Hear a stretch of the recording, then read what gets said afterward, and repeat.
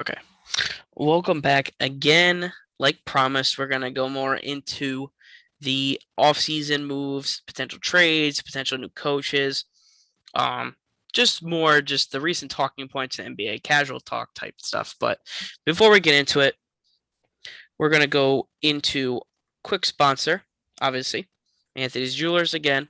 Still Anthony's Jewelers. Will always be Anthony's Jewelers, most likely. We got the phone number up here, book appointment down there.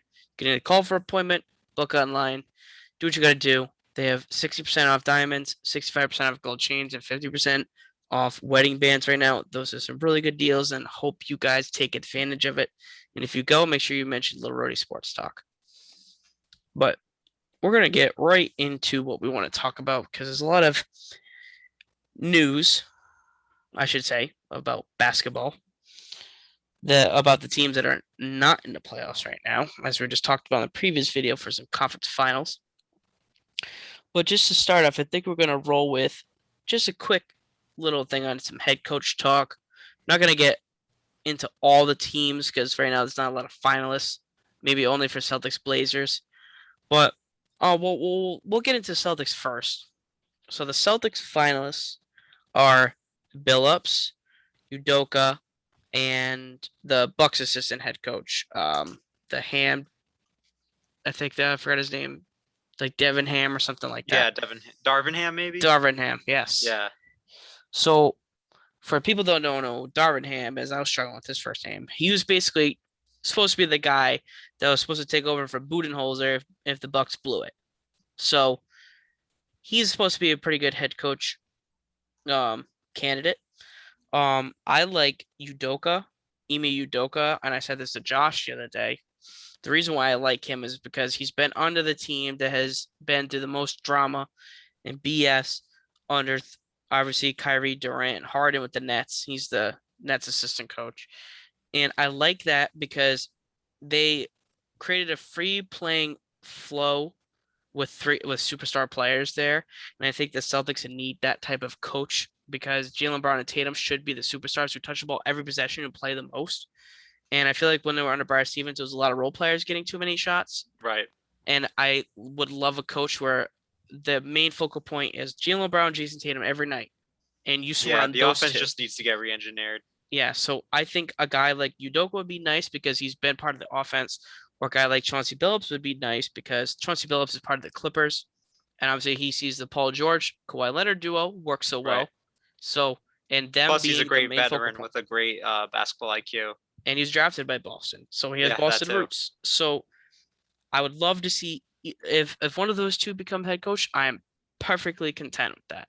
I'm okay with the other guy too, but it looks like it's between Billups, Ham, and Udoka. So, Yeah, definitely a great list of finalists there.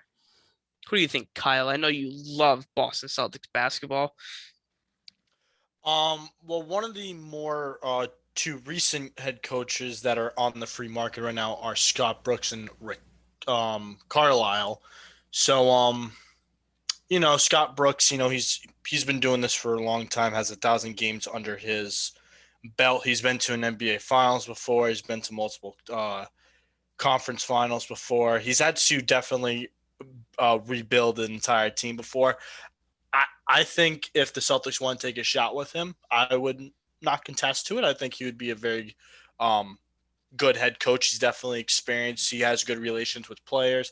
I think he might be able to sway a superstar or at least slightly below a superstar to come to Boston to help them out, whether it's through trade or free agency. So I would probably say he would be on the list, either that or Rick Carlisle.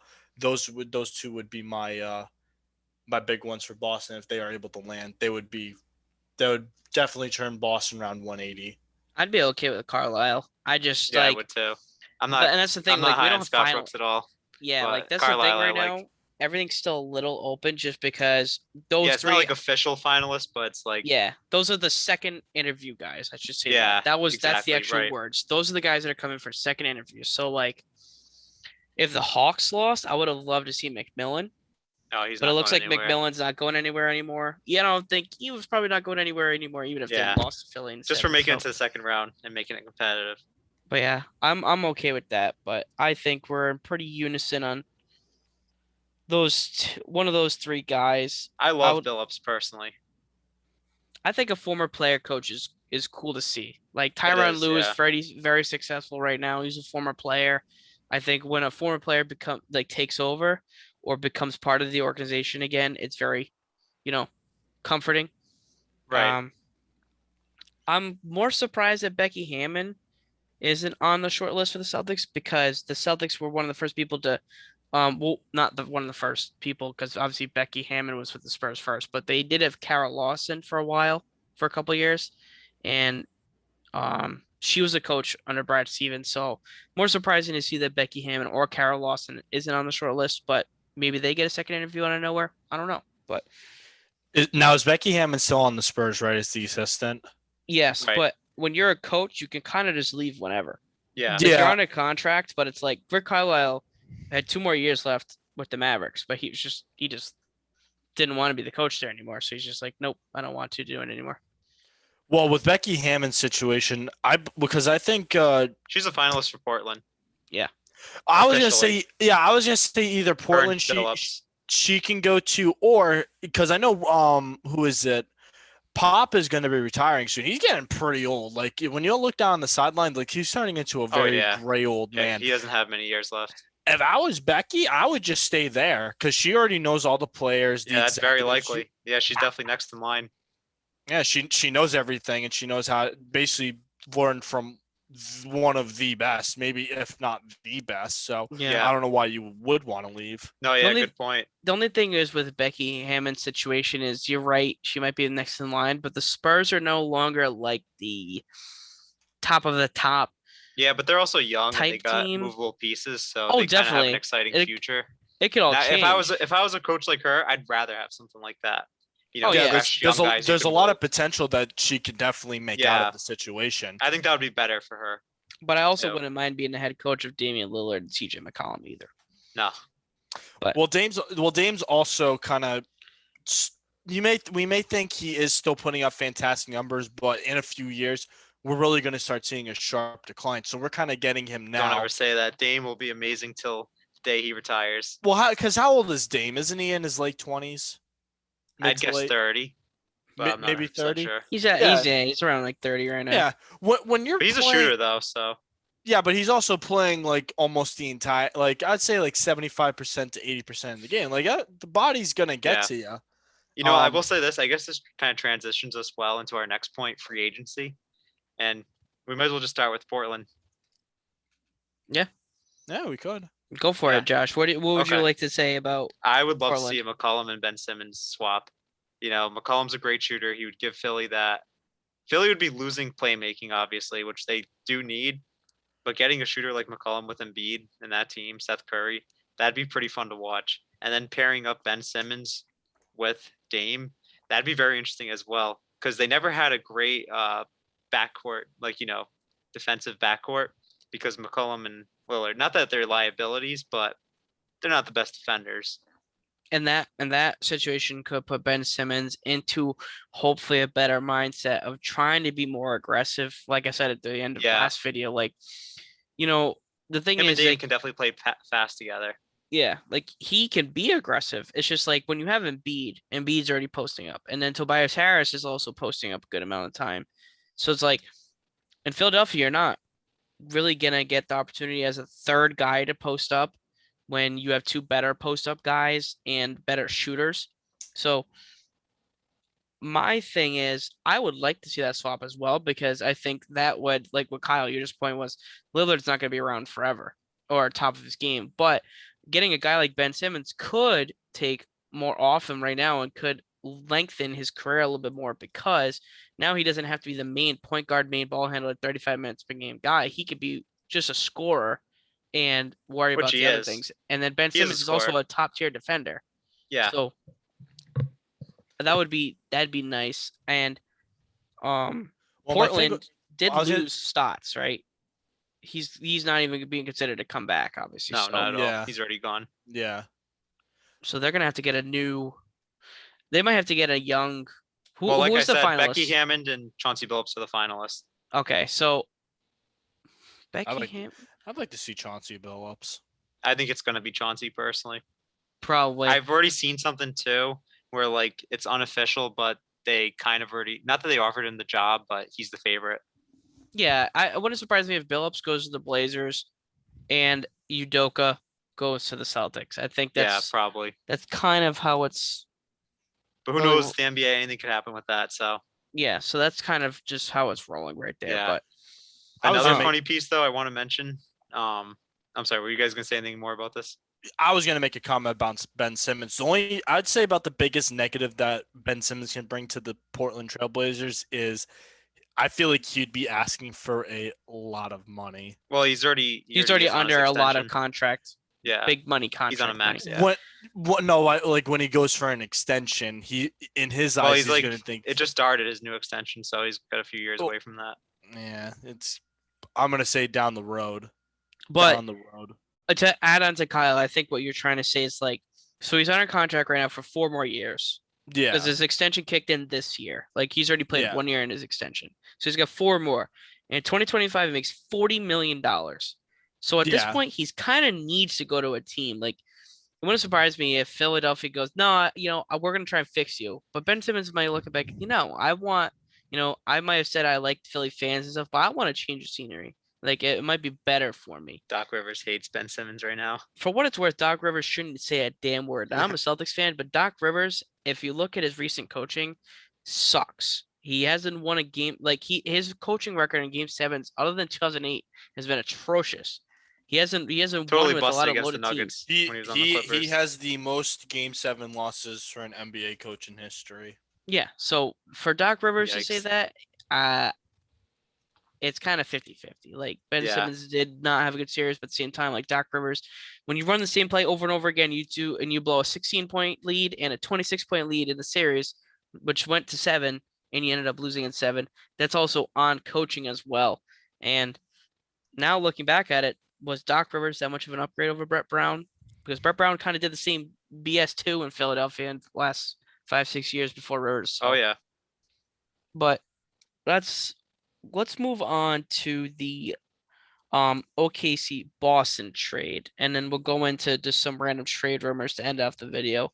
So obviously, past couple days we saw Kemba Walker be moved to Horford, and I really want to talk about this topic because, not to talk about specific people, but some people don't lack.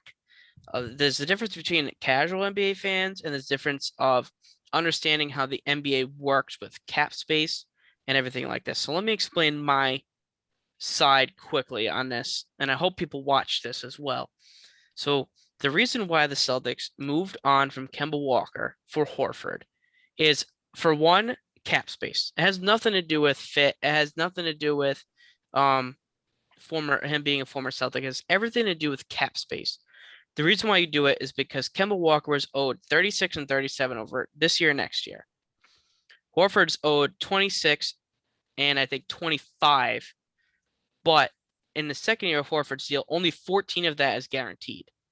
So much more flexibility. The reason why Boston did it is now for 2022, it gives them a max slot a year early, which gives them the opportunity to go get a max player to put on top of Jaylen Brown and Jason Tatum next offseason, but still be somewhat relevant, competitive, and keep Horford for the second season while giving a max player. So next year, you might be able to get a max player, Brown, Tatum, and Horford as your top 4 guys, while having guys like Pritchard, Nesmith, Romeo Langford, Moses Brown, Robert Williams on cheaper contracts, which fills out your role players. And then you might have Fournier or Marcus Smart still there as well. So what I'm trying to say is the reason why they did that trade was from cap flexibility. And then if you want to go into fit and you say you lost the trade because Kemba Walker, he's a better name than Al Horford, go for it. Be my guest.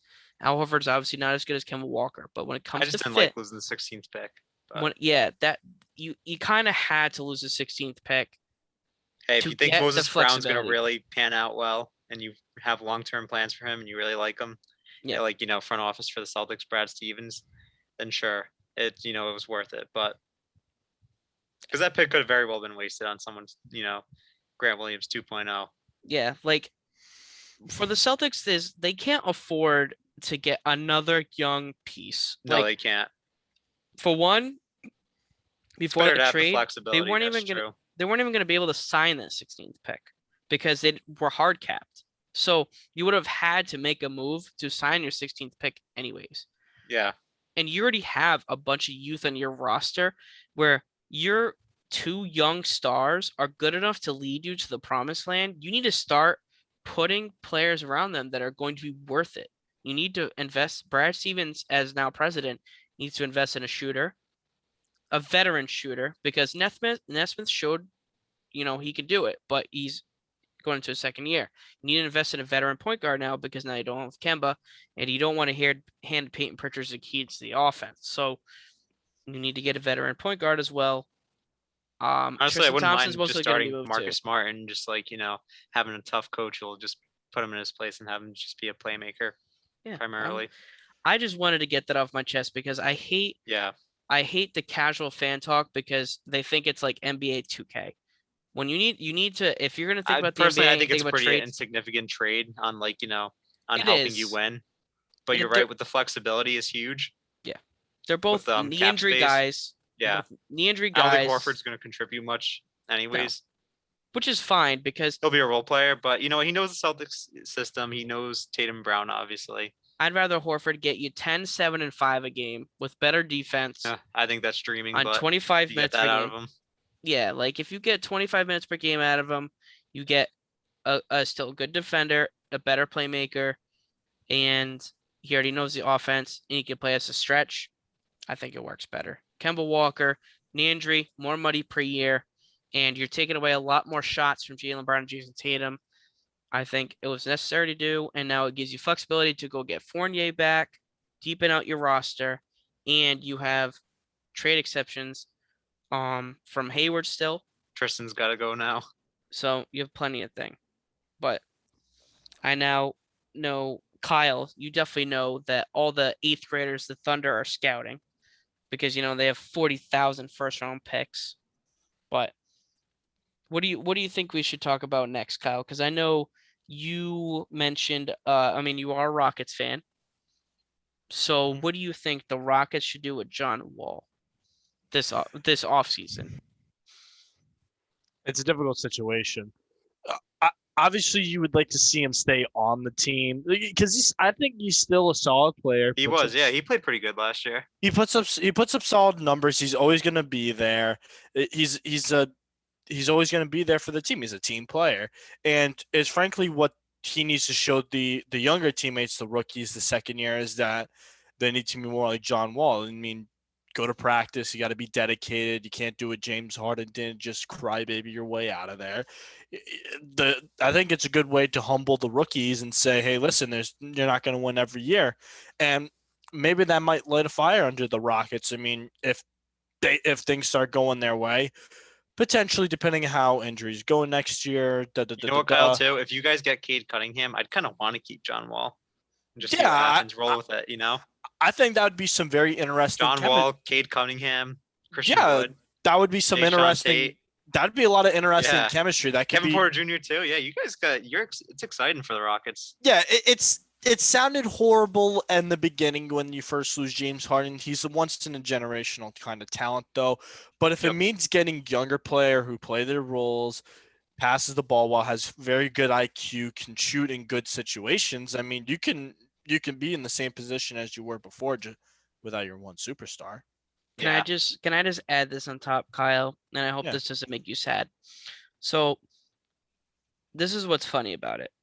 So that trade right now, that with your potential top 5 pick, right? If it's 1 through 4, the Rockets keep it. Anything after 4, it goes to the Thunder. I hope you know that. So you are either going to get a guy like Mobley, Cade Cunningham, or you don't get to pick at all. And the Thunder get another young piece, another young potential stud that adds onto the team that makes your Western Conference hopes of getting that rebuild faster even worse. So it's like the Rockets are kind of in hell right now if they can't get this lottery pick. And the lottery is tomorrow night. So we will know tomorrow night whether Yeah. or not the Rockets have some sort of future or absolutely no future, because they do have a bunch of firsts because of the James Harden trade. Don't get me wrong, but those are a lot of future out there picks right now. This isn't even from the James Harden trade, by the way. This is from the Westbrook trade. Yeah, Westbrook. I don't know if you guys know, but what are the lottery odds for the Rockets? If do you guys know? I can I want look to say it they're up real quick. leading. They're leading, so I want to say. I know Okay. mock drafts, like sometimes they'll do it, like they'll do the lottery on their own, but I do want to say they're leading. Right I'm now, not if I 100% look, sure. yeah, the Rockets had the worst record. So, but I know, so they should have the isn't it best. top three, the top three worst records? They all have the Tied, same yeah. odds. Yeah, Yes. Timberwolves, Okay. Magic, and right? Timberwolves, No, Magic. it's Houston, Detroit, and Orlando. That's what it is. Yeah. Those are the top three, and then OKC and Cleveland, and then Minnesota round out the top six. Yeah. So, But anyways, let's get back to trades though. Porzingis. So yeah, Porzingis, Gordon Hayward, Brandon Ingram, Zion, Luca. I'd like to talk about Zion first. I think Yes, definitely. when I heard that statement, I don't know who first reported, but I saw it on Twitter saying that they're in some kind of beef right now, the organization and like him and the family. I kind of saw it coming. They're just not doing a good job, handling him. It's been 2 years though. But still, it's just such a horrible. And he's not even like he's played a full season, so. Yeah, he can't because of how bad they're screwing it up. It's very tricky though. Well, we only got 10 minutes left, but it's very tricky though, because like I think what Josh was trying to say, or the point I know you're gonna make as well, like when you are a lottery pick, top 5 pick, you're not walking into a very good situation. No. Very unlikely. Like Jaylen Brown and Tatum were both number 3 picks, and they landed on a team that was good. Jaylen Brown really wasn't. That was like the end of the rebuild, but Jason Tatum was a number 3 pick and then went to a playoff team that was stacked. So it's like, that's different. That's very out of the way. Zion went to a Pelicans team that just traded away their perennial best player in their franchise because they had to do it. So the thing is like, you're 60% done, 75% done with your rebuild. You got Zion, you got Ingram, like those are your 2 guys you got to work with now, right? So, but the thing is right. Like they Lonzo tried too. to get them pieces. I mean, Drew Holiday they had, but then he wasn't happy. He requested a trade. They went out and tried to get Steven Adams and Bledsoe, but that didn't really fill any type of good veteran role. No. Nickeil Alexander was okay. Lonzo Ball's doing his thing, but Lonzo Ball's not the best fit in the world with those 2. Basically, what happened was the Pelicans, these teams were trying to fleece the Pelicans, and the Pelicans weren't having any of it. Yeah, so it's just kind of like, if you're going to trade Zion, you need to get a package that's almost better than Anthony Davis, because you trade Anthony Davis who's older. Deal. Yeah, like, so now if you trade Zion, who's on a rookie deal right now still for I think another 2 years, and then he gets his rookie extension. So it's like, yeah, I think Ingram will get moved first though, because apparently like it was leaked that he doesn't feel like he's a long-term fit with Zion. So that'll be interesting. And like I think I also said this to you the other day, Josh. Remember I was telling you that they intentionally, like teams like this intentionally leak stuff. So like this might get it could be like the smallest thing just blown up. Yeah, like this might get the GM fired up though. Like if this is going to against the GM, like this GM's like, okay, the Zion's family doesn't feel like this team's not doing well. Okay, we're gonna go out and get a superstar then, or we're gonna go out and try and go really hard to get another player that's gonna fit much better. You know what I mean? Right. So who knows? It might be an expiring guy like Zach LaVine. Zach LaVine's got an expiring contract.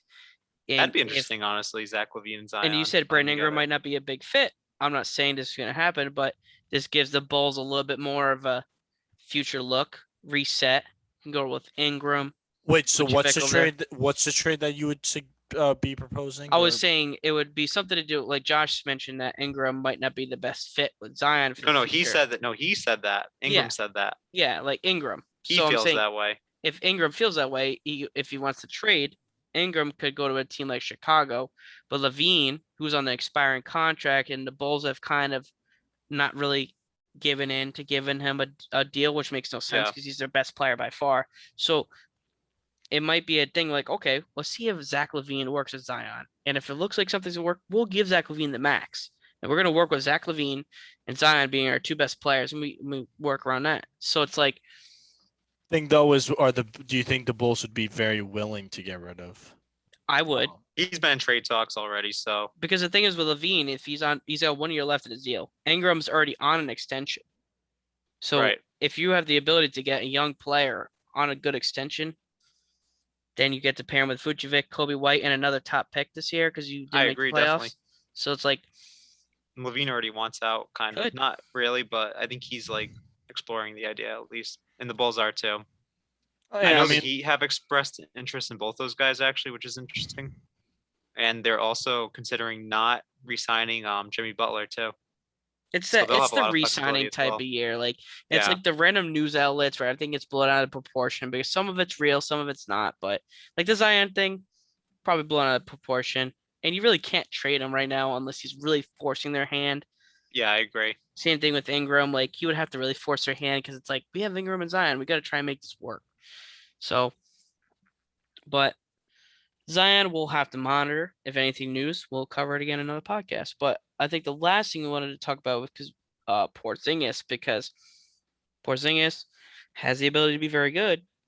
And I watched a video today actually showing Luka Doncic shook off 108 extra 3-point attempts wide open to Porzingis. I was so bored today. I watched a compilation video that Luka Doncic did a pick and roll No wonder why he's unhappy with his role then. with Porzingis, and Porzingis had like 3-4 feet of space from the roller Yeah, on the defender or the switch or whatever, and Luka didn't kick it to him. And like half those times, Luka took a contested shot or Luka went cross court to reset the play. It's funny someone made a compilation video of that. I mean, if you watch their games, you could definitely recognize it here and there. But like when you say it that number, it really blows up the problem. So it's like, so when exposes it. Porzingis says he doesn't feel like a co-star, I kind of understand now because Oh it's yeah, like, totally. he Yeah. got 20 a game this year, but he could have been like 23, 24 a game this year now. It's like, Oh yeah. and he shot 40% from three. For anybody who thinks that he wasn't as good because he didn't have a great playoffs, he had a good year.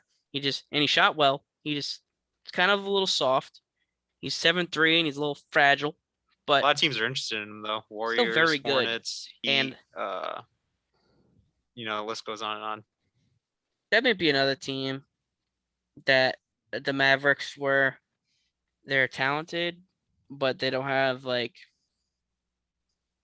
I don't know. They kind of give like they just have an odd team, and now Carlisle's gone, so it's like they have to refine their coaching identity while also Things are maybe definitely gonna get facilitating a shaken up there. Porzingis trade. So it's like, and Tim Hardaway Jr. I think is close to free agency. And even Luka said he's unhappy there, so that's very interesting as well. A lot of not unhappy. I don't know. Yeah, It's like those are rumors. you can never trust these reports, but yes. But yeah, I think that's kind of Gordon it for Hayward the too. Actually, offseason talk. he also the Hornets are looking to trade him as well. That'd be interesting. He had a pretty good year before his injury, Mhm. and still finished kind of solid. I saw a thing as well that Terry Rozier or Devontae Graham could be on the trade block because LaMelo Ball is the real deal. So Right. Yeah. they don't I need saw the that Lakers third are point interested guard. in Devontae Graham too. So it wouldn't surprise me if a guy like the Lakers, like you just said it, Lakers need a point guard. It wouldn't surprise me if a guy like Terry Rozier gets moved Oh yeah, to the absolutely. Lakers because the Hornets do need some big man depth or like maybe a sign and trade where Montrezl Harrell or Drummond gets sent to the Hornets and Rozier or Graham gets sent to the Lakers for better, Yeah. that's like all hypothetical, but something like that could work. Because that's what Kemba Walker and Terry Rozier, that was a sign and trade technically at first. Yeah, the Lakers are definitely looking to acquire some type of point guard. Yeah. I know they have interest in Graham, Westbrook, Lillard. They definitely want to move Schroeder. So Yeah, I think he's a free agent, so they don't even have to move him. Unless it's a sign and another trade, actually so. notable name too, Siakam and Kyle Lowry also will be on the trade block. Yeah, Toronto could blow it up. Yeah, I know the Warriors. Boucher turned out to be pretty good, so yeah, he'll also that'd be a nice little steal. most likely traded too. Yeah. But yeah, I think that's kind of the end. What do we have? Yeah, there's only a minute 45 left. So Yeah, a lot of interesting things can happen. yeah, we're gonna keep going on with NBA news though. Now we're back to full Yeah, force. things are really picking up too. So Yeah, so and we're all gonna have more time now, so the podcasts are gonna come on more frequently. Hopefully my new computer doesn't break. Knock on wood. I don't think it will, but I think we'll be back to good shape. But yep, that's gonna be the end of this video. And obviously ending shout out to Anthony's Jewelers, our sponsor, just like we showed at the beginning of the video. Phone numbers here, links up top, all the deals like I mentioned. Make sure if you guys go or if anyone goes, mention Little Rhody Sports Talk sent you. Anthony Manzo's a great guy who will help you out. So that's the end of this video. Hope everybody has a good night, and we'll see you in the next video where we talk about the Nets, Jazz, and 76ers being underachievers. So have a good night.